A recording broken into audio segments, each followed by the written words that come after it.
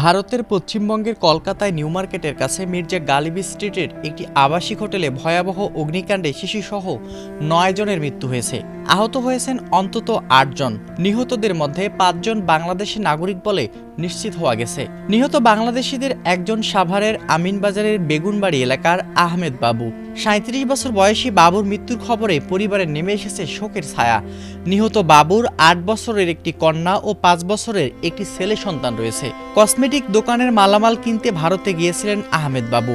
কলকাতার মির্জা গালিব স্ট্রিটের ৩ তলার শিখা ইন হোটেলে উঠেছিলেন তিনি। সেখানেই ভয়াবহ আগুনে তার মৃত্যু হয়।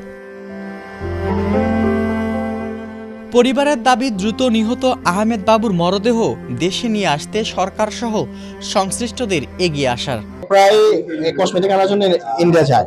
ও আবার পরশুদিন রাতে এই মাল আনার উদ্দেশ্যেই ইন্ডিয়াতে যায়। যাওয়ার ফলে রাতের ঘটনা, রাতে কেউ শোনে নাই। রাত 2টা আড়াইটার দিকে আমার আরেক ফ্রেন্ড আছে, রকি নাম। ওই রকির কন্ট্যাক্ট নাম্বার ওই পাসপোর্টে দেওয়া ছিল।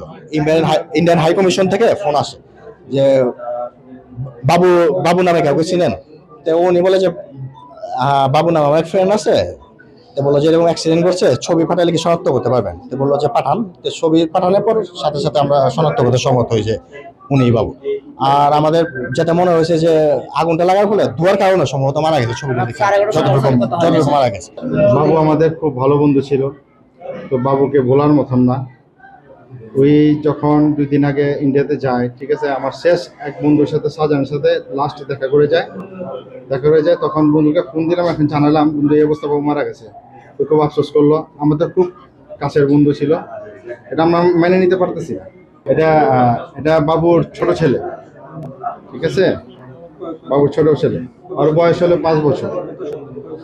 2 সন্তান, একটা মেয়ে, বড় মেয়ে, আর ওটা ছোট ছেলে।